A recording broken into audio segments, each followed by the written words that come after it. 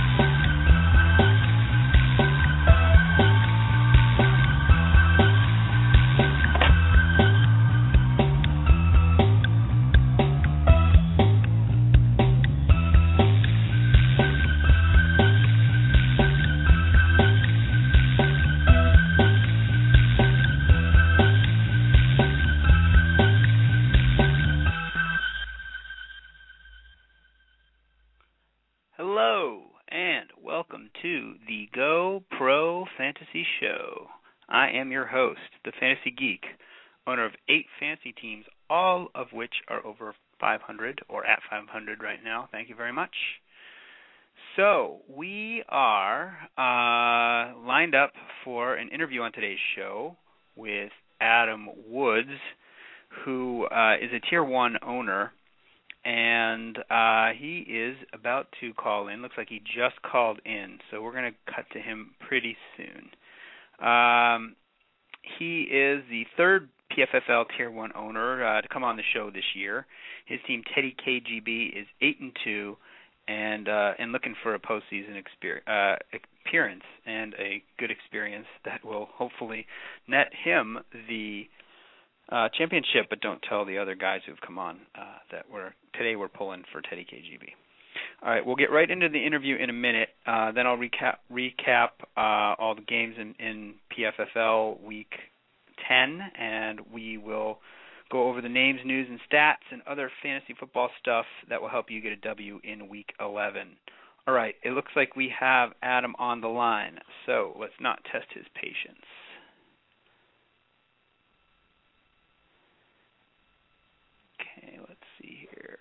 Adam, are you there?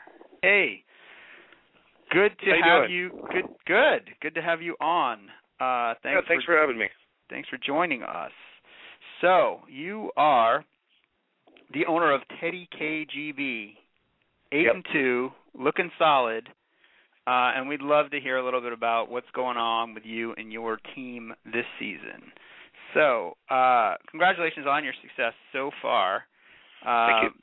That Week 10 notwithstanding, as it was not a pretty week for you. Yeah, it was pretty ugly.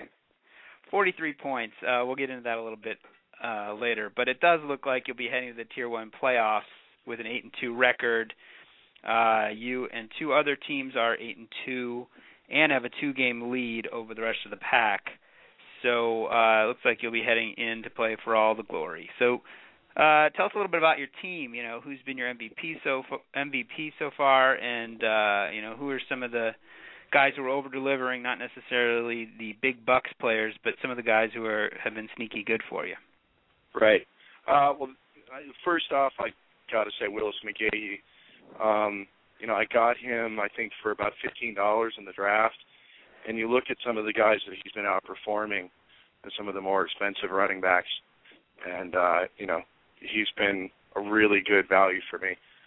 I'd like to say Victor Cruz too, except for the past couple of weeks have been pretty bad. And now he's in a bye, and he was pretty expensive too. It's not like I got him real cheap. And I've had some guys that just were expensive and haven't done anything, like Greg Jennings. It's been hard to kind of overcome that, but fortunately I got Miles Austin pretty cheap, and he's been pretty good too. So those 2 guys, I'd say Miles Austin and Willis McGahee, are probably my best value guys that I got in the draft. Yeah, Austin's been plugging that hole left by Greg Jennings quite well for you. I grabbed Willis McGahee. I think I paid $17 for him in my Tier 3 league, and he's been filling it up. He's fumbling a bit more than you'd like to see. I think he has 4 fumbles on the season. Right. So as long as he can hang on to the ball, he should be good going forward. That Denver offense is certainly clicking. All right. Well, let's take a look at your game here real quick. I know you probably don't want to look at it another second, but you did lose to the Germaniacs 71-43, which was a season low for you. You had been coming in with like consistent scores in the 80s and 90s, kind of figuring out a way to win. This week, it just didn't happen for you, and I think you've certainly fingered a few guys that you're putting the blame on. Yeah, not having Aaron Rodgers, of course, didn't help. And Germaniacs was really smart and kind of picked up a lot of the extra quarterbacks a week before, so there wasn't a lot for me to choose from. I thought Tannehill was going to do a lot better than he did. He had a couple strong weeks before that, and the Titans looked like they had a really bad defense, but he just didn't pull through for me. And then Victor Cruz dropped a long touchdown pass, and most of my guys got less than 10 points. I think C.J. Spiller's the only one that got over 10 points. So, it was a bad week. Yeah, good news for C.J. Spiller going forward, though, is the Fred Jackson injury. Yeah, you don't see owners pulling that. I wish that had happened a week earlier because I was playing the Fred Jackson owner, too, and he had 2 touchdowns. So he did. But, it's going to be nice. C.J. Spiller, I think, is probably a top 5 guy with Fred Jackson out in the mix. Yeah, absolutely. You don't see owners pulling that move of studying the opponent's roster and kind of going after on the waiver wire what their opponent needs. Right. I'm in a 16-team league, and I have Eli Manning on a bye, and I have Michael Vick as my backup, and he's out.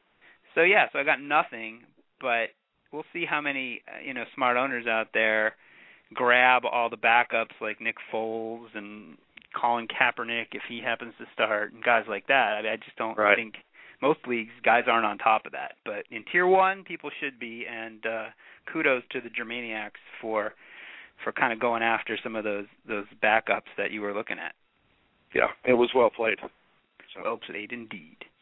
All right, let's get into your team name. Teddy KGB comes from the poker movie Rounders, starring Matt Damon. Great flick, one of my personal favorites. But you chose the antagonist, played by John Malkovich. And you've mentioned in the past, in our emails back and forth, that you're a poker player in real life. So 2-part question. Do you see any parallels between poker and fantasy football? And can you answer in a Russian accent? Excuse me. There's a lot of parallels between the two, and I'd say in fantasy football, it's all about the draft. That's really critical in having a good team, and kind of in poker, it's all about the flop and the first 3 cards that come out, the first 3 community cards. Especially in an auction draft, there's a lot of very similar strategy. There may be a guy that you don't want that's up for auction, and you bid on him anyway because you're trying to force the other players to pay for him. Yeah. So that's in poker you do the same thing sometimes. Right. In a similar way. You may be betting on a hand that's not a premium hand, but because you perceive something else that the guy's weak and you can make him fold or something like that. So there's a lot of parallels. Yeah, similar strategies. It's about adjustments. After you get your team, you may or may not like what you've ended up with after the auction, and so you have to make adjustments with the waivers. And when you see the flop, you have to make adjustments on how what it does. It completely changes your hand. Based on your first 2 cards, much different. So you have to make adjustments going forward. And it's not over till it's over. I can't tell you how many poker hands where I've been 85% to win the hand and 1 card to come, and that 1 card that comes is a killer. So yeah, absolutely. You kind of never know what's going to happen until it's over. It's not over. So. Well, I heard a little rumor that if you win the PFFL Tier 1 title, that Gretchen Mall is available to attend your victory parade. So you have that to look forward to. Oh, that's great. That's great news. All right, so your team's won 8 out of 10 games, but very few in convincing fashion, and you're rarely lighting up the scoreboard. So are you getting lucky, or is there a little bit more to your success? Excuse me. I've certainly been lucky this year.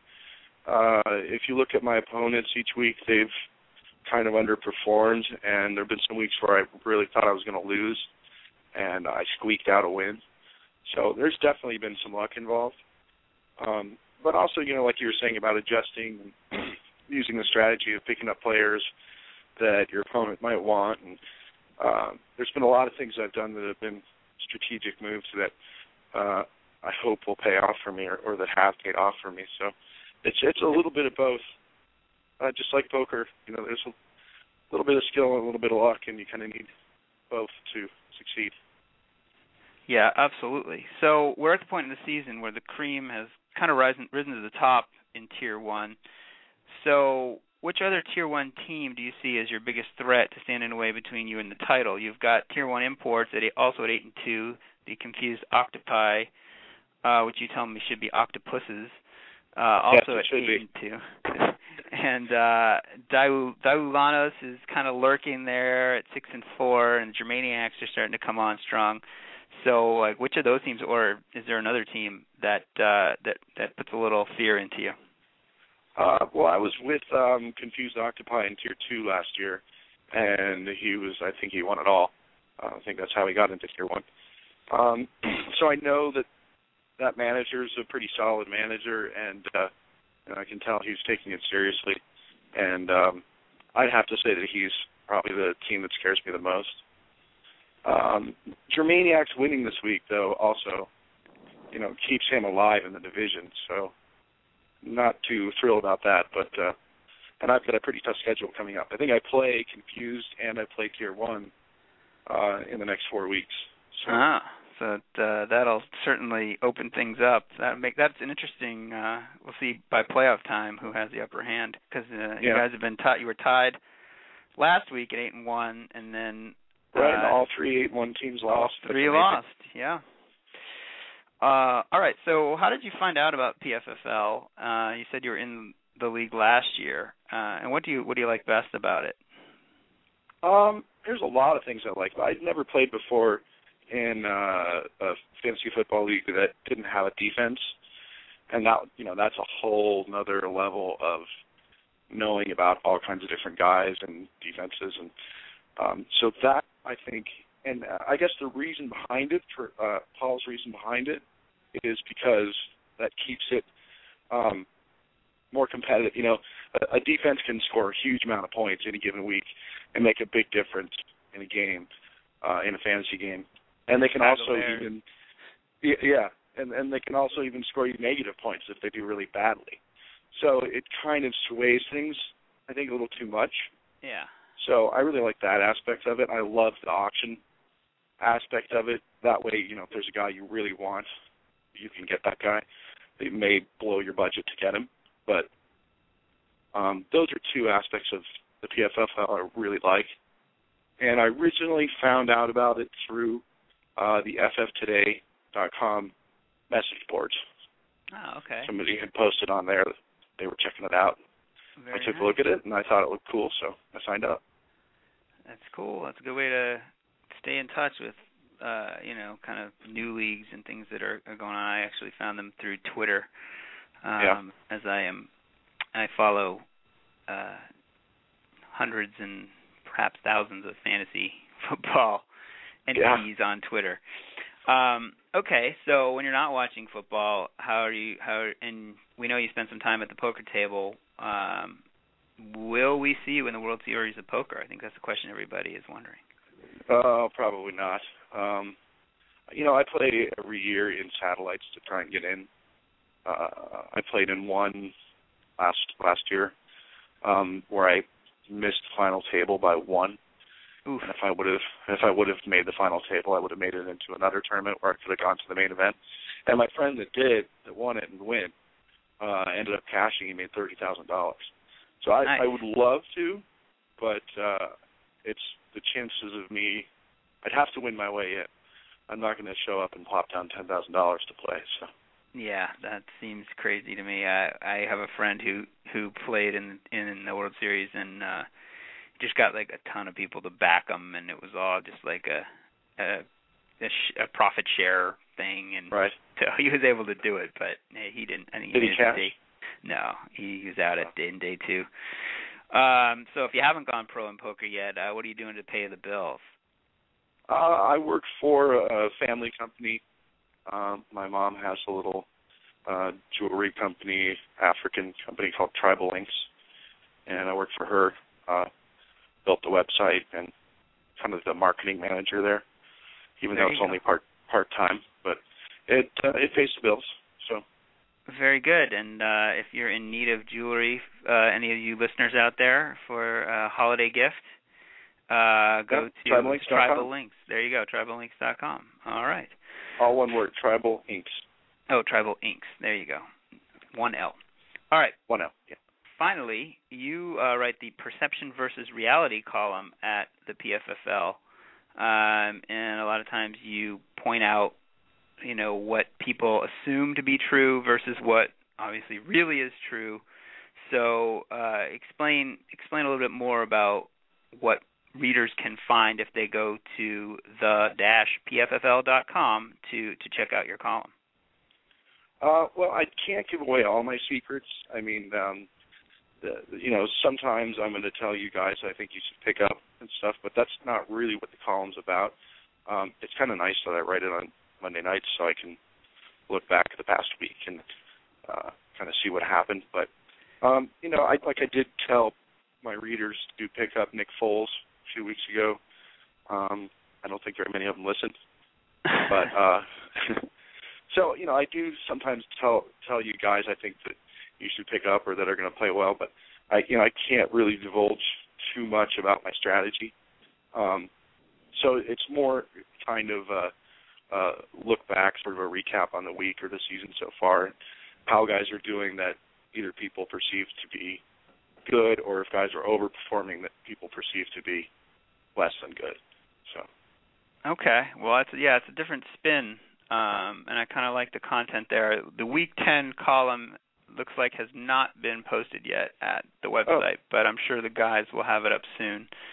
So keep checking back at the-pffl.com today. It should be up today. If not, check back tomorrow and check out that column. All right, so I've given every owner I've had on so far, well, all 2 of them, both of them, a shot to instill some fear into the minds of Tier 1 owners. It worked okay for Colin and the Tier 1 imports. Not so much for Sam, but he's still scuffling along and has an outside shot. So here's your chance to talk some smack and tell everyone else why that Tier 1 championship is heading your way. Well, really all they should have to do is look at my roster. The team is full of studs. Willis McGahee, like I said earlier, is overperforming. C.J. Spiller is a top 5 guy with Fred Jackson out. Aaron Rodgers, best quarterback in the NFL. Victor Cruz, Miles Austin, like we mentioned. Greg Jennings should be coming back in a couple of weeks.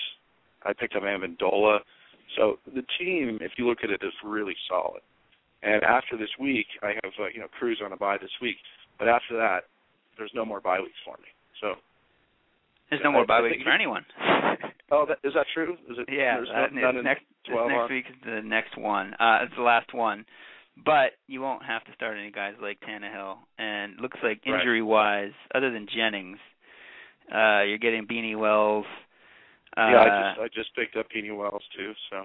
So it looks like you're overall pretty healthy. And you never know, Jennings might be back come playoff time to chip in. I don't know if I trust him right away, but if he can get a good game in under his belt by week 15.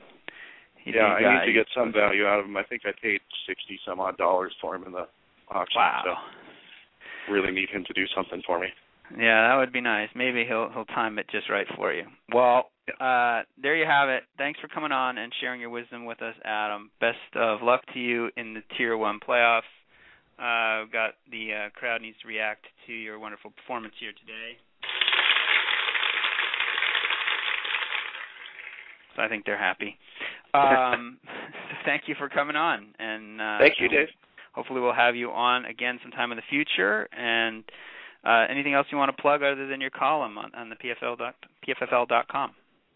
No, that's we'll go Giants. I'm a big Giants fan, so I'd like to see them after the bye come back and do well.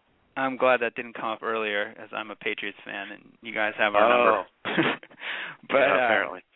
We'll get into that next time. All right.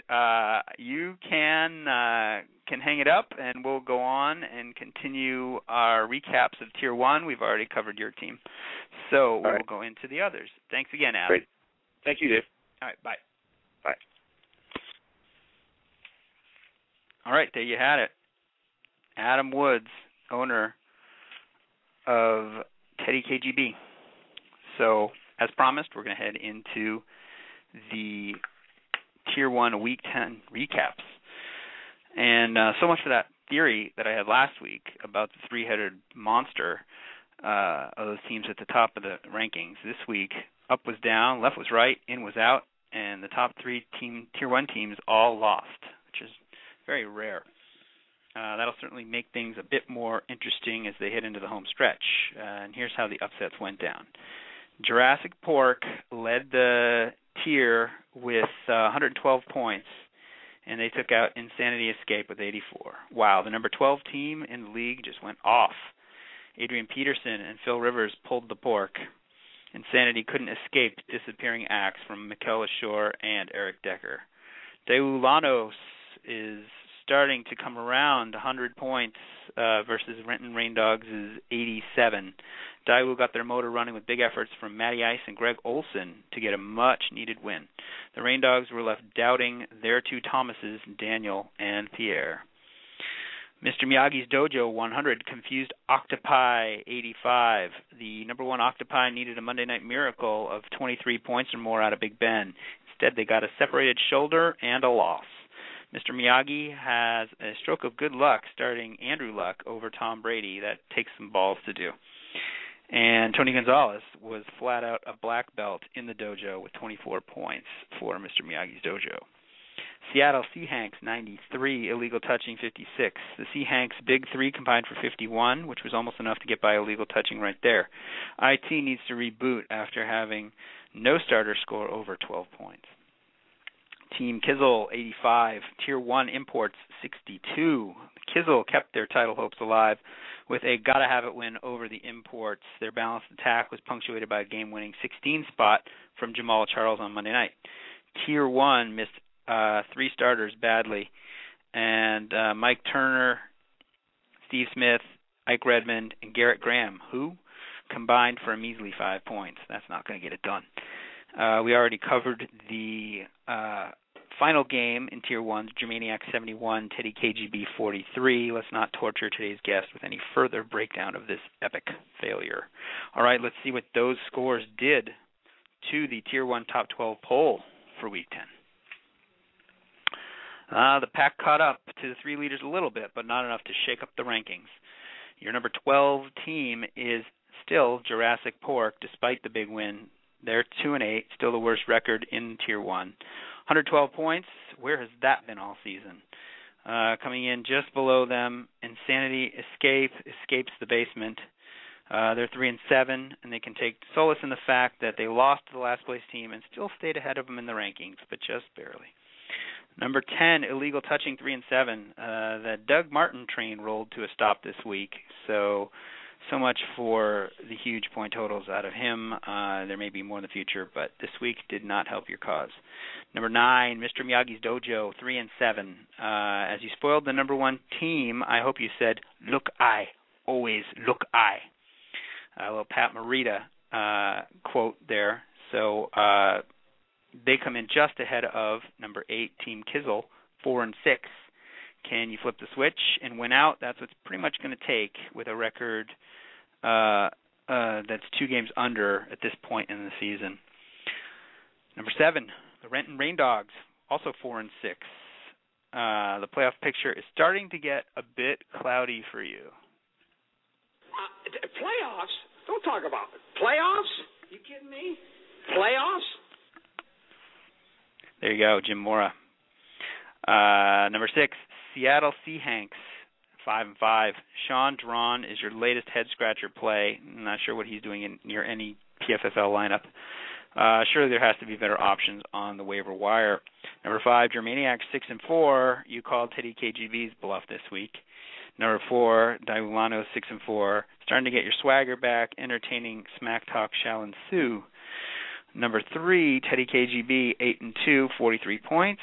Week 9, Doug Martin would have crushed you all by himself. Number 2, Tier 1 Imports, 8-2. You know you're hurting for certain when you have to start a guy like Garrett Graham, who isn't even owned in my 32-team fantasy league. That is true. All right, time for the number 1 team in all the land.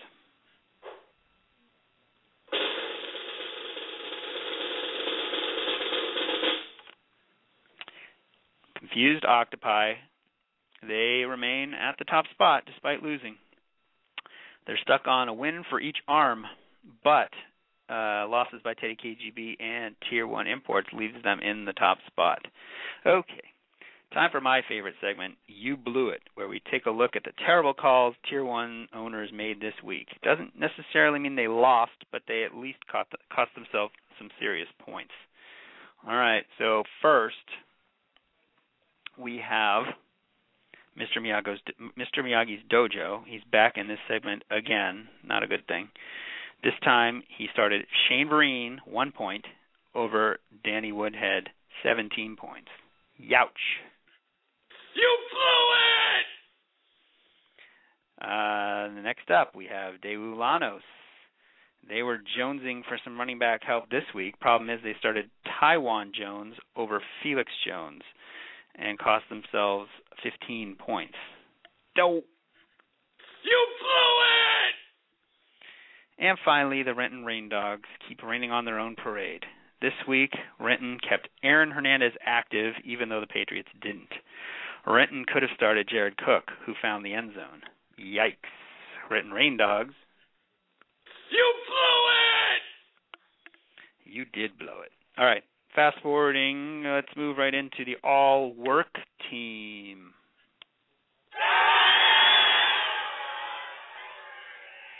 All right, your quarterback is Joe Flacco. Flacco is backo. He had 29 points. Adrian Peterson, 25. I'm kicking myself for not getting him in any of my leagues when I was pretty sure that knee was going to hold up. Fred Jackson, a 21 spot, but he probably won't remember any of it as he got dinged up in the Buffalo-New England game. Wide receiver Calvin Johnson, 24 points, and it's about damn time. Their second wide receiver, Denario Alexander, 19. If you were holding a pan, there would be a flash in it. Not sure that's going to continue. Tight end, Jimmy Graham, one word, elite. And your kicker, Rob Baronis, winner of the kicker crapshoot. You never know which kicker is going to be good, and evidenced by the Tennessee kicker leading the league this week. All right, time for the all-jerk team. Well, the jerk store called, and they're running out of you. Well, they're certainly running out of Eli Manning, who's been in the jerk store 2 weeks in a row. And Reggie Bush, 1 point, is Bush League. Michael Turner is making his owner's stomachs turn. Victor Cruz has not been on cruise control lately and hasn't been doing much Latin salsa dancing in the end zone. Steve Smith is looking about as useful as the other Steve Smith on the Rams these days. Your tight end Vernon Davis, he's mad about how he's being used, and so are his fantasy owners. Finally, the kicker with just 4 points was Stephen Hauschka. Gesundheit. All right. Need an injury replacement or someone to fortify your bench? Listen up for Inked and Axed. All right, quarterback, the hot quarterback this week, although it's a speculative play with Alex Smith possibly being in the starting lineup. Colin Keystone Kaepernick. Just in the off chance that Alex Smith sits out, this guy could run up a decent point total despite a tough matchup. He does excel at scrambling. Your running back, Danny Knock on Woodhead. He won't get many touches, but he's maximizing the ones he does get. Running back Andre What Can Brown Do For You is back, second time on the list. As the season goes on, so do Bradshaw's chances of getting hurt and missing time. All right, your first wide receiver, Denario Speedwagon Alexander. Malcolm Floyd is meh, and Robert Meacham blows. So there you go. Wide receiver Cecil Eat My Shorts. Garbage time is prime time in fantasy football, and he's been coming up big at the end of games. Finally, tight end Jared Kiss the Cook. Only if you're desperate. Remember, he did score this week, but he also had a negative score in Week 9, so you never know what you're going to get. All right, here are some guys you can kick to the curb to make room on your roster. Robert Meacham, if you got him. Made in Taiwan Jones, and Andre the Giant Johnson. Andre Johnson? Am I kidding? I'm only half kidding. Would I really drop Andre Johnson? Not necessarily, but if his name wasn't Andre Johnson, would you drop him? Probably. So just be careful. He's not delivering up to his star status. All right, on to bumps, bruises, strains, and sprains. Holy concussions, Batman. Alex Smith, Jay Cutler, and Mike Vick all exited early with head trauma. Smith looks likely to play, not looking as good for the other two. The news here is really not so much about those quarterbacks, as you can probably pluck someone else off the wire and be okay, but all those receiving options are the guys that are going to suffer. So if you have Brandon Marshall or Deshaun Jackson, guys like that, those are the guys that might be headed for some off weeks if their starter is not lining up for snaps. All right, another concussion, not to a quarterback, this time to a running back. Fred Jackson also got bonked on the head. Love that cartoon hammer. So as we discussed in our interview with Adam, C.J. Spiller should be spilling out some nice fantasy numbers over the next week or two. All right, let's finish off the show in style with our 2-minute drill. One quick bitch item for you, from me, and that is addressed to the Kansas City Chiefs. Seriously, that's how you want to come off on national TV on Monday Night Football? You taunt and celebrate like you're the kings of the NFL. Meanwhile, you're 1-8. Karma said, you can tie this game up in the last minute, but no way can you win after acting like buffoons. Karma is so right. No wonder so many Chiefs fans are up in arms and revolting against this team. 1-15, here you come. All right, housekeeping time. Let's all go over to PFFL, the PFFL.com. Always got to get that dash in there. Got to give you the right URL. To get more fantasy takes from the crew over there, you'll see Adam's column, Perception versus Reality, up probably later today as we're recording this midday Tuesday. You can also follow us at Twitter at @the_PFFL, and certainly go ahead and favorite the GoPro Fantasy Show on Blog Talk Radio, and they will have reminders as to when the show is coming up. Next week, we're going to shoot for another great guest, so be sure to tune in. Until then, kick some ass in Week 11. Geek out.